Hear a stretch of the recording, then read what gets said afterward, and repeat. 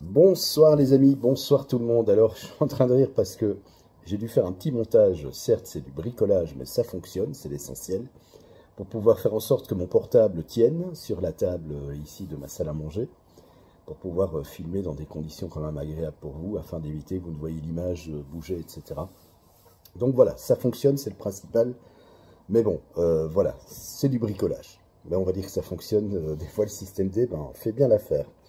Voilà, aujourd'hui, pas de vidéo-réponse dans cette vidéo sur la chaîne Fabelec, mais bien une histoire que je vais vous raconter. Donc, mon histoire, j'ai fait un dépannage cette semaine chez un couple de personnes âgées. Donc voilà, des gens absolument charmants. D'ailleurs, je sais qu'ils regardent cette vidéo et je les embrasse bien fort au passage. Je les ai dépannés parce que bon, ils habitent donc une ancienne maison, forcément. Une maison, je vais dire, où l'installation électrique date d'il y a très longtemps. Il n'y a pas de disjoncteur, il n'y a pas de différentiel. C'est encore des bons vieux fusibles en porcelaine, avec le bon sectionneur à couteau. D'ailleurs, j'ai supprimé tout ça, je leur ai fait un petit coffret, parce que c'était très dangereux. Hein. Vous touchez le sectionneur, vous avez le 230 volts indirectement. Ils sont en monophasé. Et donc, en fait, ces gens-là ont invité de la famille pour faire une petite fête. Et ils ont décidé de faire, effectivement, vu que les températures, c'est vrai, en ce moment, ne sont pas très chaudes, mais ils se sont dit, tiens, on va faire une raclette fondue. Très bonne idée, en plus, moi, j'adore ça. Seulement, voilà, c'est une ancienne installation électrique. Ce sont des fusibles à broche. Maintenant, ils sont interdits en Belgique. On n'en vend d'ailleurs plus, je vais dire, dans les bricots et dans les magasins d'électricité. Maintenant, c'est exclusivement des disjoncteurs. Mais il est vrai que dans le temps, quand un fusible était fondu, pour une raison soit de court-circuit ou de surcharge, on ne remplaçait pas toujours le fusible par un même fusible de même calibre, mais on faisait ce qu'on appelle du shuntage. C'est-à-dire que l'opération consistait à mettre du fil de cuivre entre les deux bornes, entre les deux broches du fusible. On mettait le fusible, c'était reparti, il y avait de l'électricité. Sauf qu'en faisant ça, eh bien l'installation électrique n'est plus protégée comme elle devrait l'être. Alors, si on met deux fils, un fil ou deux fils, alors je ne dis pas du gros fil, hein, du fin fil, ça peut encore passer. Mais là, de ce que j'ai vu, en fait, c'est vraiment du gros fil. Hein. Là, c'est sûr que ça n'allait plus jamais, je vais dire, ça n'allait plus jamais déclencher ou fondre ou quoi que ce soit.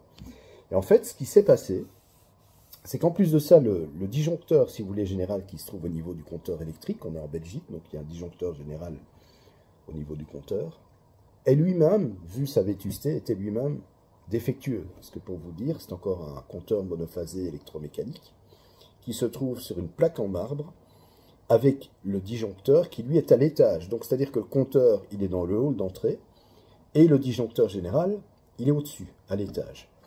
Tout ça, je vais dire, fonctionne avec du câble en... je ne sais même pas comment on appelle du câble ainsi, mais c'est du câble avec un isolant en tissu. C'est du câble, visiblement, c'est même pas c'est pas du cuivre, c'est de l'alu. Donc voilà, et d'une section vraiment trop faible. Donc forcément, le disjoncteur d'Ores, qui était défectueux lui-même, n'a pas fait son job, parce qu'il aurait dû déclencher normalement. Donc voilà, ces gens-là reçoivent la famille, des amis, la fête se passe bien, en train de manger, il y a 4 appareils fondus qui sont branchés sur la ligne circuit prise du salon, c'est la même ligne en fait. Et donc, à un moment donné, c'est le fils de ce monsieur qui se dit, mais c'est quoi cette odeur? C'est pas l'odeur de la fondue, on sent vraiment une odeur de caoutchouc, vraiment un truc qui crame.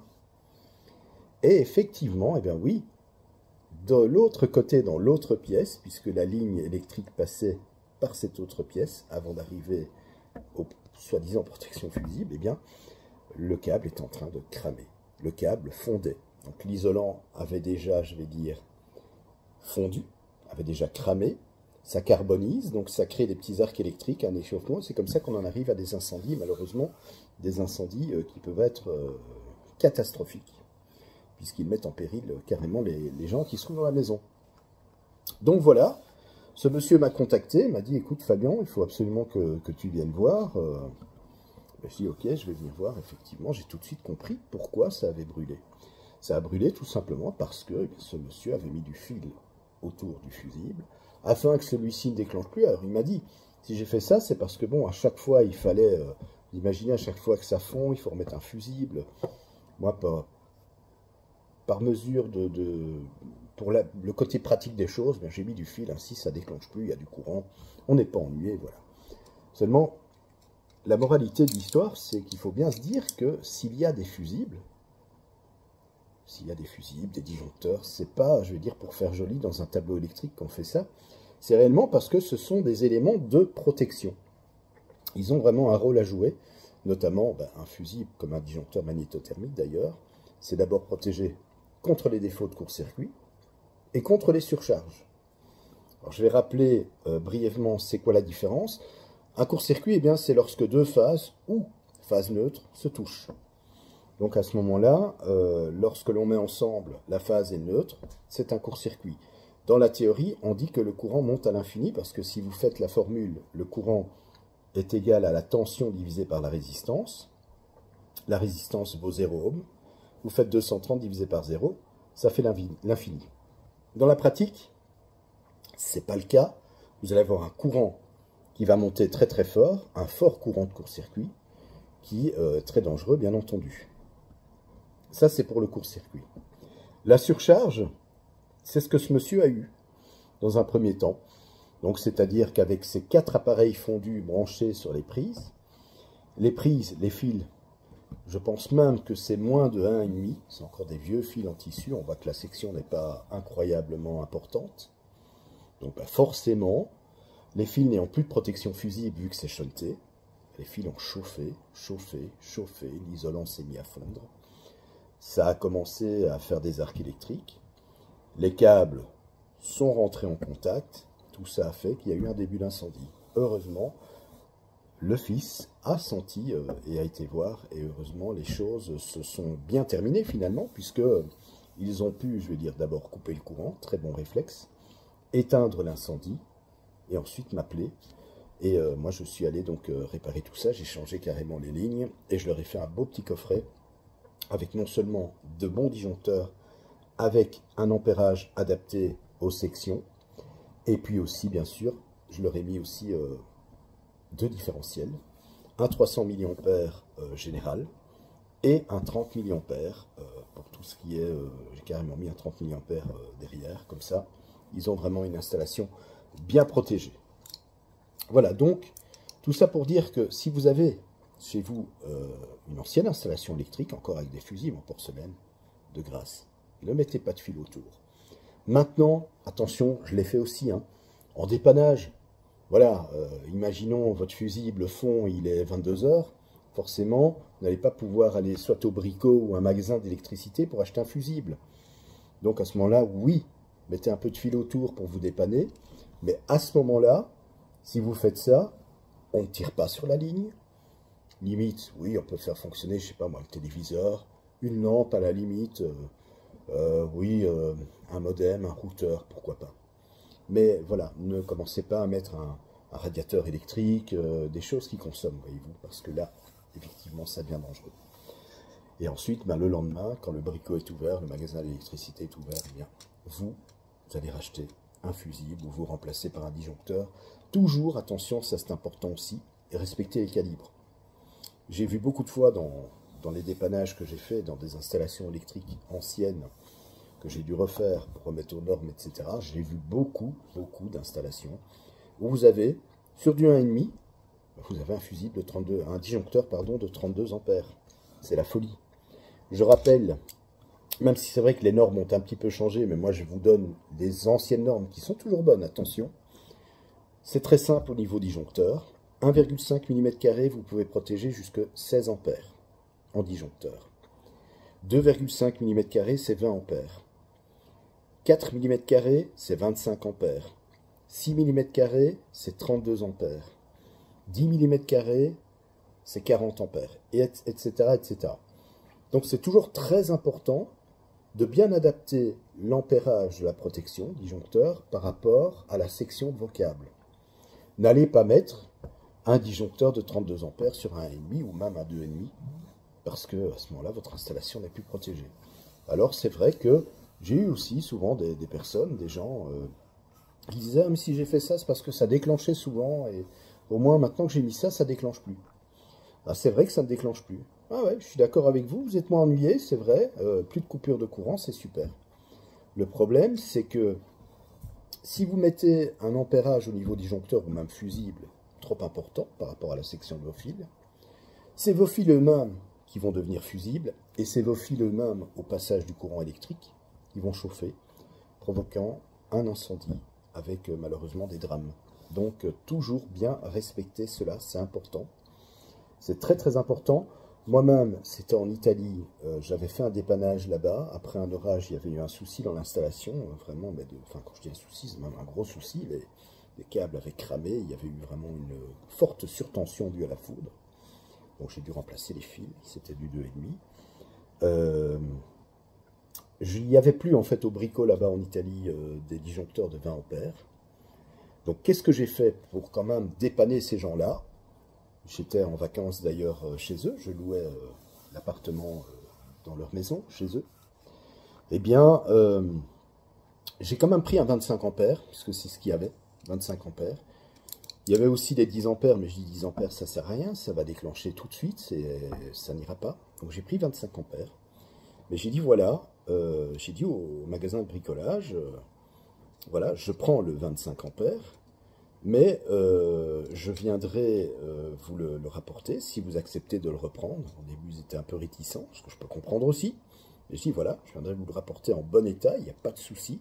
Moi, c'est juste pour dépanner ces gens-là. Et quand vous avez, parce qu'ils ont commandé entre-temps des 20 ampères qu'ils recevaient le lendemain, donc ils les avaient assez rapidement, j'ai dit, ben, je viendrai à ce moment-là vous prendre un 20 ampères pour leur remettre un 20 ampères, comme ça, leur installation électrique, leur 2,5 mm2, est bien protégée. Parce que 25 ampères, il y avait un risque.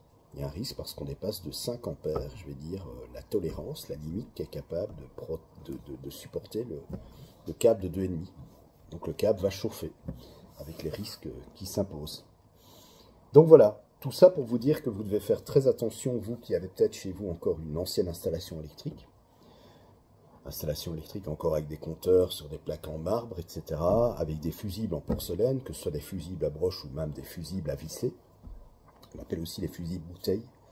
Toujours, s'il vous plaît, de grâce, remplacés par des fusibles de même calibre.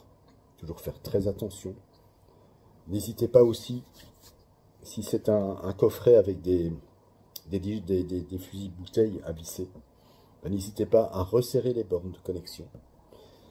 De regarder également, de jeter un œil, voir s'il n'y a pas des câbles noircis, cramés, où on voit qu'il y a eu un échauffement anormal. À ce moment-là, il faut refaire directement. Et pareil pour les fusibles à broche, si c'est sur une plaque en marbre, bien resserrer et bien regarder aussi l'état des câbles. Très très important. Des câbles aussi, vous voyez, les câbles en tissu sont tellement vétustes que l'isolant finit par se désagréger avec le temps. Donc on retrouve finalement derrière ces plaques de marbre, ces tableaux électriques, on retrouve des câbles complètement démunis de leur isolant. Donc les câbles sont à nu. C'est hyper dangereux évidemment. Là aussi, notamment chez ces gens-là, chez qui je suis allé travailler cette semaine, eh bien, j'ai mis de la gaine thermorétractable. Voilà. Quand il n'y a pas moyen de mettre de la gaine thermorétractable, je mets de la bande isolante, je mets de la bonne bande isolante qui tient bien. Voilà, pour isoler les fils, parce que c'est très important. Donc, la moralité de cette vidéo, avant de vous laisser, c'est de toujours remplacer vos fusibles par des fusibles de même calibre. Très important. Ne pas mettre des fusibles plus forts, en vous disant, comme ça je suis tranquille, ça ne déclenche plus. Si les fusibles sont là et qu'ils déclenchent, c'est qu'il y a une raison. Si vous avez branché trop d'appareils en cas de surcharge, ça va déclencher, parce que vous avez branché, justement, vous avez surchargé votre ligne. La protection a déclenché justement pour protéger cette ligne contre un échauffement et contre malheureusement un éventuel incendie. Donc voilà, toujours bien respecter ça. Et si vous avez une ancienne installation électrique, n'hésitez pas quand même, je vais dire, à prévoir un budget et à changer ça, à remettre vos installations électriques aux normes. Parce que, je veux dire, c'est votre sécurité qui en dépend. Et donc voilà, moi sur ce, je vais vous laisser. Je vous souhaite un très très bon week-end puisque nous sommes vendredi soir. Je vous embrasse très fort. Merci pour les retours. Je l'ai déjà dit hier, mais je vous le redis. Pour tous les retours positifs que j'ai. D'ailleurs, voilà, je tiens à remercier aussi la personne qui me dit qu'elle a réussi son examen. Elle avait un examen et elle a réussi son examen d'électricité grâce à moi. Voilà, elle a obtenu un diplôme et ça me fait plaisir. Voilà, vraiment, ça me touche beaucoup.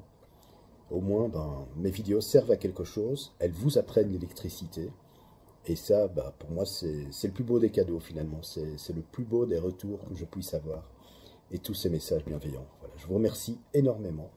À bientôt pour une nouvelle vidéo sur la chaîne Fabelec. Si vous n'êtes pas encore abonné, abonnez-vous. N'hésitez pas. Et puis, vous le savez, chez nous, chez moi, c'est vous apprendre l'électricité de la manière la plus simple possible pour permettre à monsieur et madame tout le monde de comprendre comment ça fonctionne. Allez, je vous embrasse. Bon week-end tout le monde.